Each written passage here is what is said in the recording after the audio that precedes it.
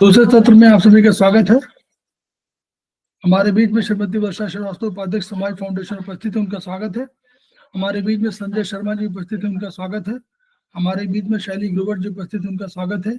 हमारे बीच में अमिता शर्मा जी उपस्थित है, उनका स्वागत है। हमारे बीच में शीतल बासुपिया जी उपस्थित है, उनका स्वागत है। वो हमारे समवाय फाउंडेशन के प्रमोटर भी हैं। हमारे बीच में शोभा गुप्ता जी उपस्थित हैं, उनका स्वागत है। हमारे बीच में प्रतिमा राज जी उपस्थित हैं, समवाय फाउंडेशन प्रमोटर है, उनका स्वागत है। हमारे बीच में डॉक्टर कोमल बारवानी उपस्थित हैं, समवाय फाउंडेशन प्रमोटर है, उनका स्वागत है। इसके अतिरिक्त हमारे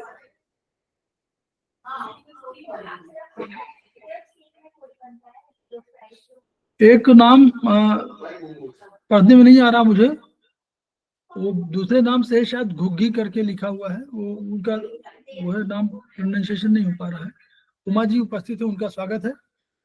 और मानस मराल जी उपस्थित, उनका स्वागत है। तो हम लोग इसके अलावा भी अन्य जो उपस्थित हैं उनका स्वागत है।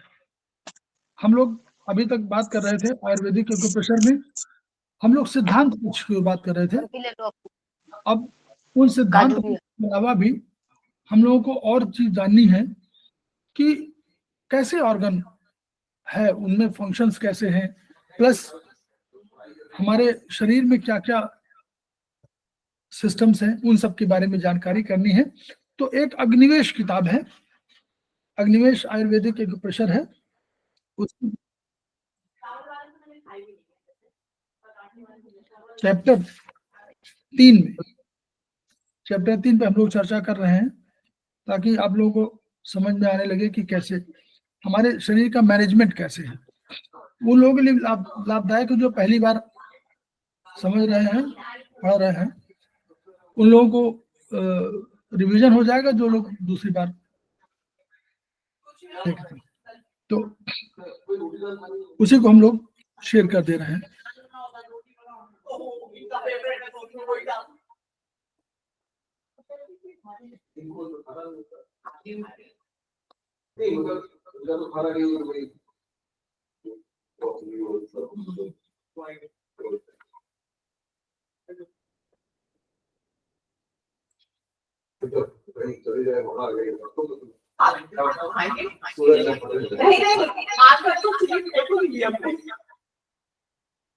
म्यूट करवा दीजिए सबको। शोर हो रहा है। हाँ, बहुत शोर हो रहा है। जी सर। से आ रहा है क्या? इधर से आ रहा है क्या? सर उधर ही से आ रहा।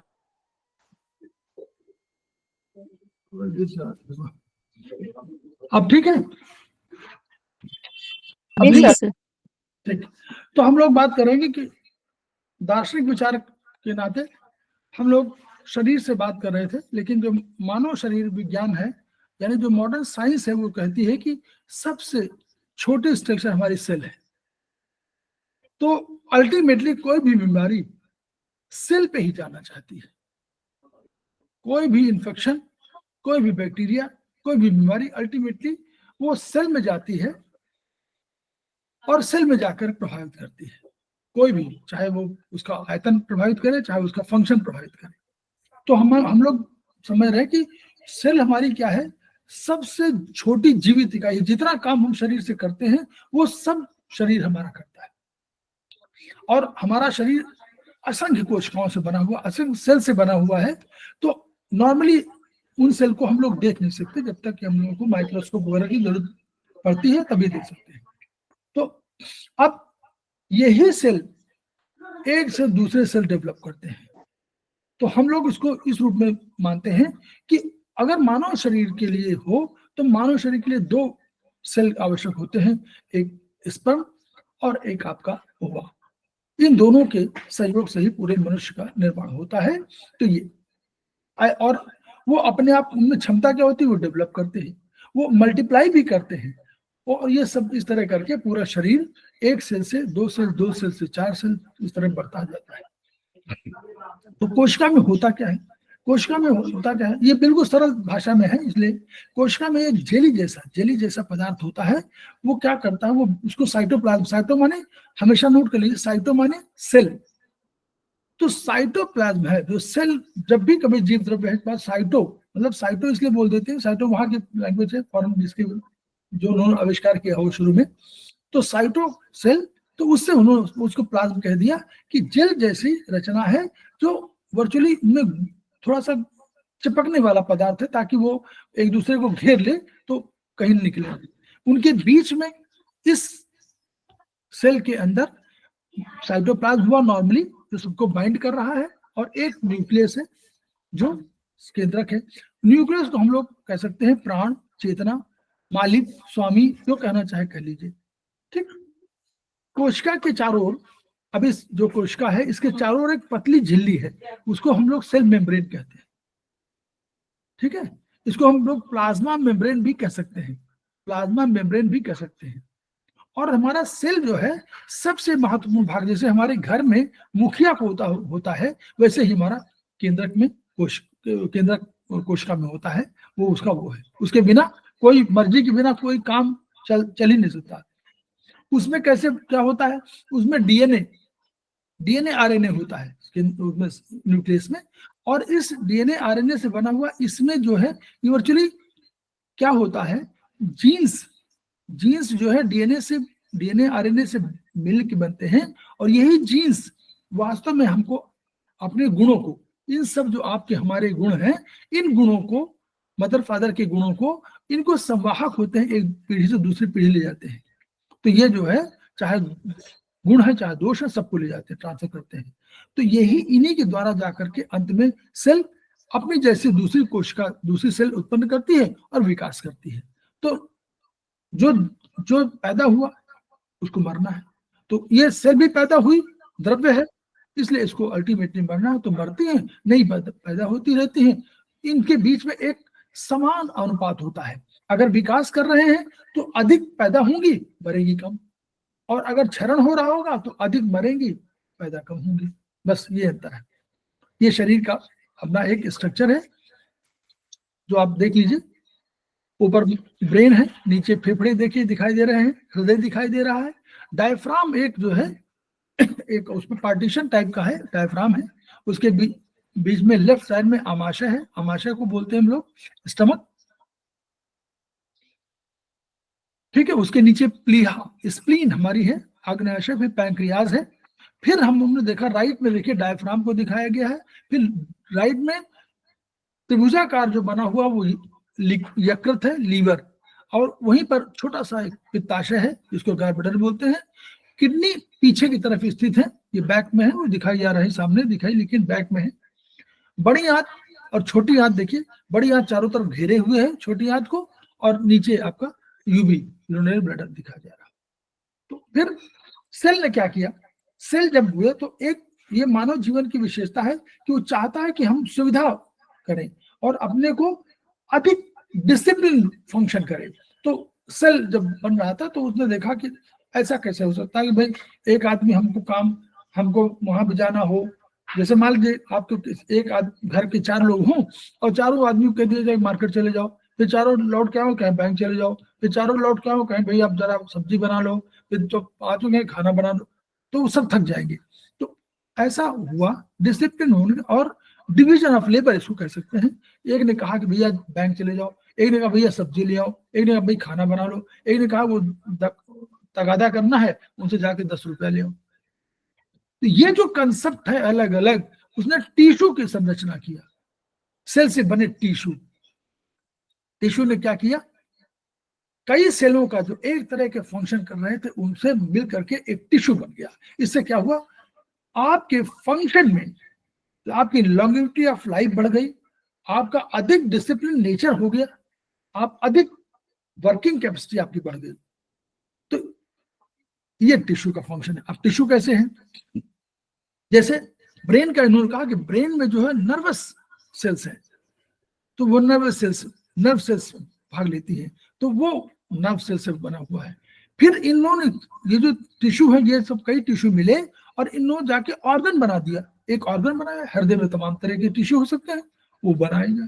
फिर जब हृदय बन गया तो उन्होंने एक सिस्टम बना दिया, कहा भाई सिस्टम आ गया है कि भाई कई ऑर्गन मिलकर के एक सिस्टम बना दिया, और फिर कई सिस्टम मिलकर के बॉडी बना दिया। तो दिस सेल के बाद टिश्यू, टिश्यू के बाद ऑर्गन, ऑर्गन बाद सिस्टम, सिस्टम के बाद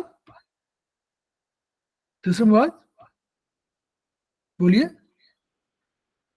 बॉडी, बस ठीक है। तो ये अब कैसे हुआ, जो हमारे टिश्यू है इनको कई उसे बांटा गया। जैसे कनेक्टिव टिश्यू, एक तरह के टिश्यू थे जो कनेक्ट करते थे, तो उनको एक तो टिश्यू हुआ इपिथेलियल टिश्यू का, आप पढ़ेंगे आगे चल के। इपिथेलियल टिश्यू जो आपके सुरक्षा दे रहे हैं, जो एब्जॉर्प्शन कर रहे हैं, जैसे हमारी स्किन है, तो ये क्या हुआ इपिथेलियल। तो चाहे ये बाहर के अंग हो चाहे अंदर के अंग हो, उनके सबके बाहर अंदर दोनों तरफ घेरे के लिए, सुरक्षा के लिए दिया। तो सुरक्षा मुख्य कार्य, तो सब कार्य हमारा सुरक्षा। एब्सॉर्प्शन भी काम है, सिक्रीशन भी काम है, निकालती है पसीना, कुछ सोखती भी है, तेल मालिश करते हैं तो सोखती है और पसीना निकालती है, तो ये काम। तो सिक्रेशन भी है, सब कुछ है, एक्सक्रीशन भी है, सिक्रेशन एक्सक्रीशन, आपका सोखना, एब्सॉर्प्शन, लेकिन मेन फंक्शन क्या है, प्रोटेक्शन। तो जब भी कभी आए कि एपिथेलियल टिश्यू काम क्या है, एपिथेलियल माने बाहर, एपी माने बाहर, एपिथेलियल टिश्यू का मतलब क्या है, उसका मेन काम क्या है, आपको हमेशा लिखना है प्रोटेक्शन।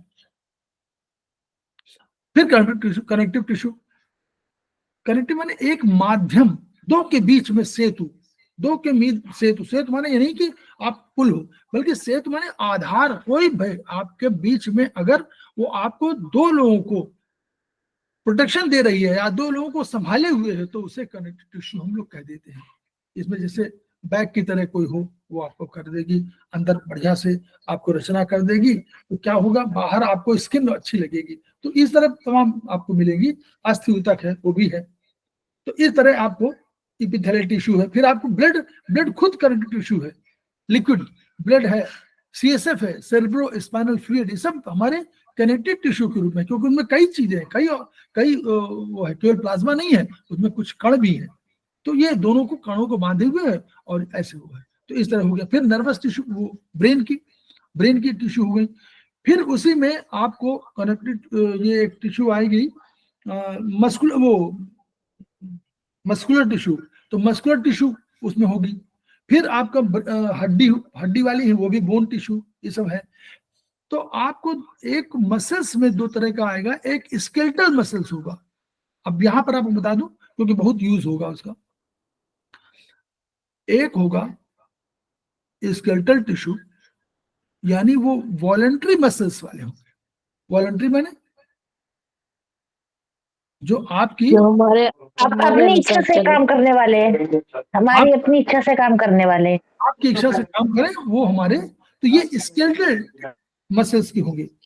तो ये स्केलेटल कैसे, ये आपको जैसे आप कहें ना कि ब्रेन से संदेश आया, उनका पैर चला दो, तो आपने पैर चला दिया, उनका हाथ चला दो, हाथ चला दिया, ये आपकी इच्छा से है। लेकिन जो स्मूथ, नोट कर दिया, स्मूथ मस्कुलर टिश्यू जो होंगे, वो आपकी इच्छा से नहीं चलेंगे, इनको हम लोग इनवॉलंटरी बोलेंगे। कैसे, हार्ट खुद फंक्शन कर रहा है, आपसे पूछ नहीं रहा कि भैया मैं चलूं कि ना चलूं, लंग्स खुद फंक्शन कर रहा है, आपसे पूछ नहीं रहा, स्टमक में बहुत चीजें चर्निंग हो रही है, अंदर चीजें, आपसे नहीं कोई पूछ रहा है। हाँ, एब्डोमेन की कुछ मसल्स ऐसी हो सकती है जो वॉलंटरी हो, हम लोग मूवमेंट जो करते हैं, पेट चलाते हैं, बाबा रामदेव टाइप का, तो वो हमारी स्केलेटल मसल्स का है, तो हम उसको कंट्रोल कर रहे हैं। लेकिन जो हमारी आंतरिक अंगों की है, वो अपने आप चल रहे हैं, उनको हम लोग बोलेंगे स्मूथ मसल्स। नोट कर लीजिए, स्मूथ मसल्स या इनवॉलंटरी, ठीक है। चलिए, तो इस तरह हमारी 4-5 कैटेगरी हैं, 4 या 5 बनती हैं। सर ये स्मूथ मसल्स हीन ऑर्गन में आती हैं? स्मूथ मसल्स जो है वो हीन ऑर्गन में आएंगी, जो हमारी जो इनवॉलंटरी नहीं होती, इनवॉलंटरी होती है, वॉलंटरी नहीं होती। हाँ, ऑर्गन का क्लासिफिकेशन अलग किया गया है, ये हम लोग साइंटिफिक एक्सप्लेनेशन बना था उसके साथ। ठीक है,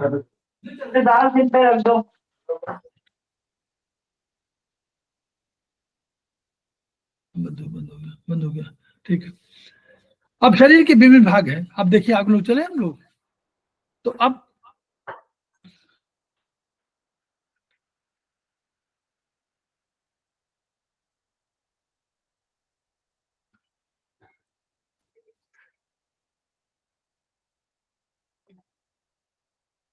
चलना बंद हो गया।